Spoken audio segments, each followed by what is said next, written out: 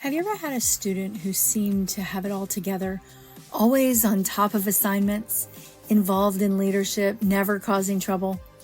You know, the kind of kid that teachers never worry about. I was that student. On the outside, I looked successful. Inside, I was barely holding on. But my story didn't start in high school. I started in foster care, in group homes, and in places where I learned early that adults weren't always safe and that my pain was too much for most people. I got good at hiding it until one teacher, one moment, showed me what it meant to be seen.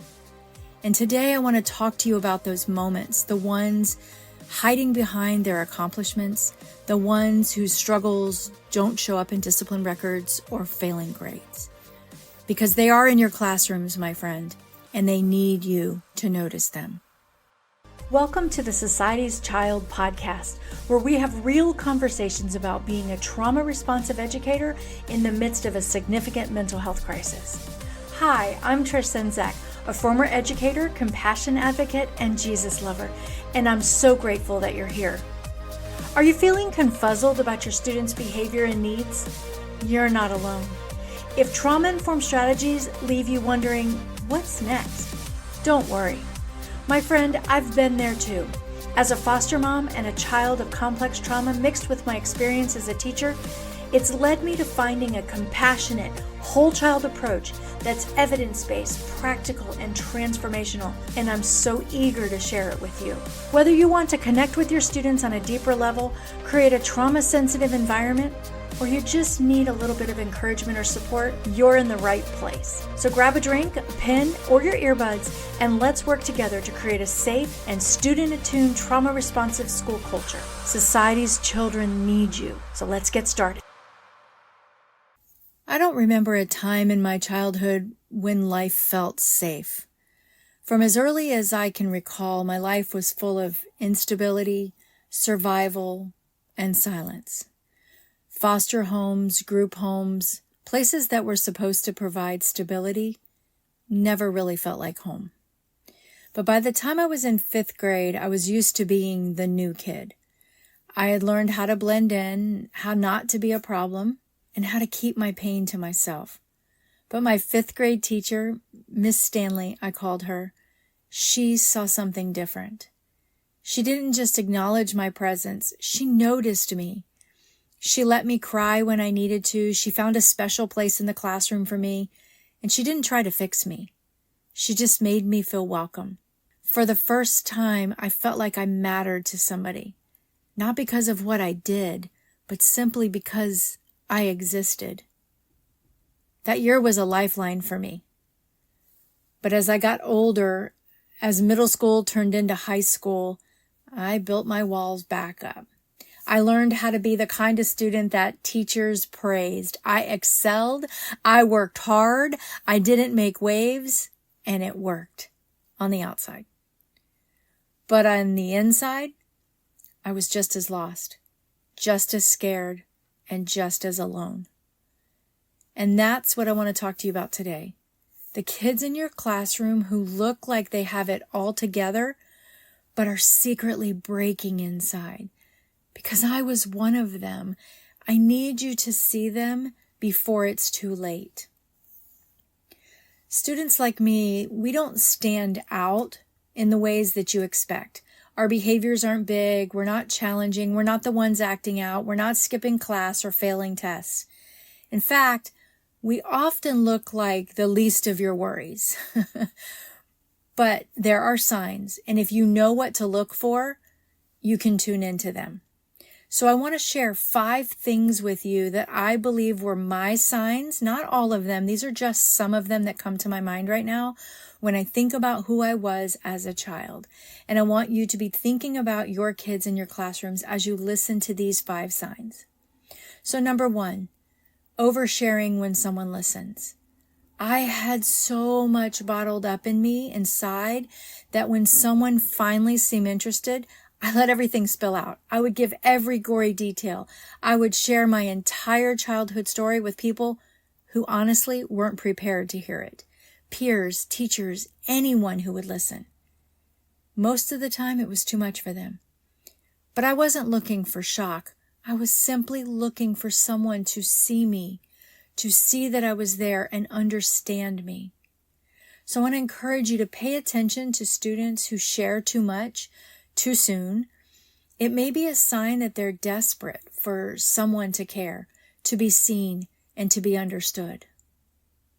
Number 2, someone who wears their emotions right under the surface. I have been this person all of my life. I cried easily. I've gotten it together much more as an adult, and I can still, if I'm with someone who I'm very comfortable with, I can easily let my feelings go. It wasn't always about what was happening in the moment. It never is. Sometimes it's a small frustration, a minor correction. Someone would say something about me. It would just trigger something deep inside of me, a wound. The emotions were always just below the surface, waiting to spill over. Even when someone spoke something good over me, someone was saying something amazing, and I would just cry because the emotions were right there that someone would believe in me and have those great words to speak over me. So if you have a student who seems too sensitive or too emotional, please don't dismiss it. That reaction might be tied to something much bigger. Hey, just a quick pause because I don't want you doing this work alone. If you're listening to this and thinking, yes, this is so hard, or yes, I need encouragement to keep going, or yes, I need people who get it, I want to invite you to join my Facebook group. It's called Christian Educator Connection. This is a space where we talk about what it really takes to work with these kids, the ones who push us, stretch us, and need us the most. It's a place for encouragement, strategies, prayer, and support from other educators walking the exact same road. So if you've ever felt alone in this work, don't be. Come join us. Let's keep showing up, leaning on Christ, and lifting each other up. I'll see you over in the group, my friends. Number 3, I was disconnected from friendships. By high school, I was working. I was very committed. I had quit high school at some point, and then I returned to high school, and I was super busy. I needed to survive because I was on my own. This is not something typical high school students go through. But I was going straight from school to my job, filling every second with something to do. I had 2, 3, 4, sometimes 5 jobs. And I wasn't just trying to be responsible. I was trying to stay numb. If I stayed busy, I didn't have to think. If I stayed busy, I wouldn't have to feel. I wouldn't have to connect with anyone. So when you see a student who never slows down, who fills their schedule with responsibilities and sometimes over responsibilities for age-appropriate behavior, but never seems to rest, I ask you to be considering, what might they be running from? What's the need behind this behavior? And number 5, I kind of laugh at this one because this one was hard to grow out of. And as I've become healthier, it's one of those things I still work very hard at. The first part of this is I'm an over-talker. I can be Miss Bossy Pants and the know-it-all, the one that's fixing everybody and telling everybody what to do. I work on that, my friends. Anybody listening to this who knows me well, I am very self-aware, and it is one of the things I try hard to work on. But when I was younger, I didn't know any different, and I always had an answer for everything, always had something to say. If there was a discussion, I jumped first. If a teacher had a question, my hand shot up. I knew things. I had opinions. It was simply because I needed to be heard. I needed someone to see me. Because you see, my friends, when you grow up in survival mode, sometimes the only way to feel in control is to be in control. Talking gave me power. Knowing the answer made me feel safe. Being the one with solutions, it made me necessary. People needed me. But under all that confidence was fear. A fear of being invisible, a fear of being powerless, a fear of being lonely, a fear that if I had stopped talking, no one would notice that I was even there. After all, the message that I got from my parents was one of being disregarded, I was in their way, or misunderstood. Why wouldn't I be all these things to overcompensate? So if you have a student who dominates the conversation, who always has an answer, who seems to be running the room, I'm encouraging you to pause and think. It might not be confidence that this child has. It just might be survival. So I've given you 5 things to think about. Now, any one of these by themselves may not be an indication of things going on, but several of them together in a big package could be indications that there's more to this story than you know. There could be more behind this story, and there could be needs that need to be met, or there could be triggers and traumas that have happened. And if you are there looking at kids in your classroom right now that are having these behaviors, they may be wearing the same mask that I did. They're excelling, they're leading, they're achieving, but they're barely holding on. I know, because I was one of them. And I need you to be the kind of teacher who sees them, stands up for them, advocates for them. So what can you do to do all those things? I'm going to give you several things that I think you can do in being in touch with this, because it's very difficult to know if there's really more going on behind the story. So number 1, watch closely and read between the lines. Look for students who seem perfect. The ones who never seem to struggle but have a quiet sadness behind their eyes.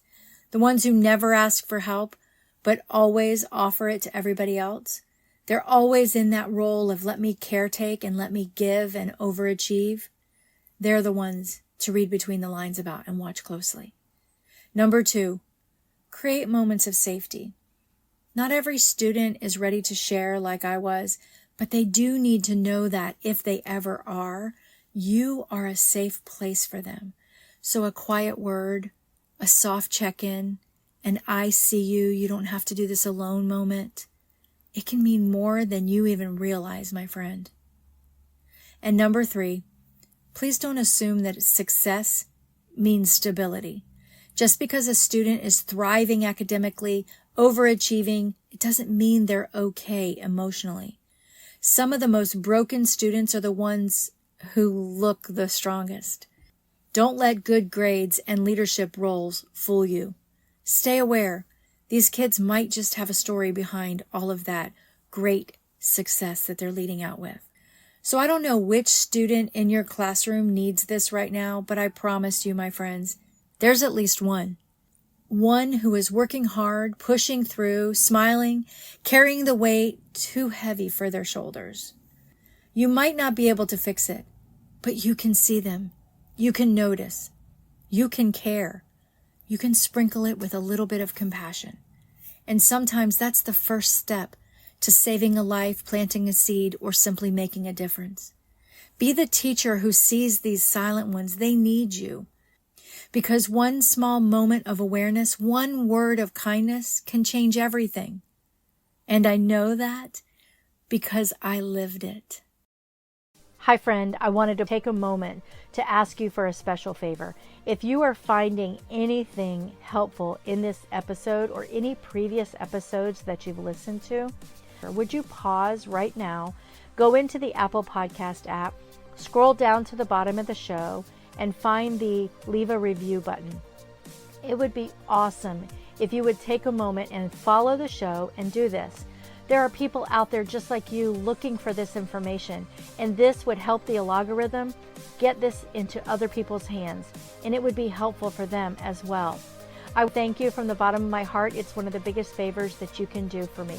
I appreciate you and thank you in advance for taking the time to do this. Hey, amazing educators, thanks for tuning in. If you found this episode helpful, I'd love for you to hit subscribe and leave a review. Even better, share this episode with a colleague. And hey, I'd love to connect with you on social media. You can even join my Facebook group for some extra support and a dash of inspiration. I've left all the links in the show notes. Until next time, my friend, remember, you're not alone on this journey. You've got this. Keep making a difference and stay teach-tastic.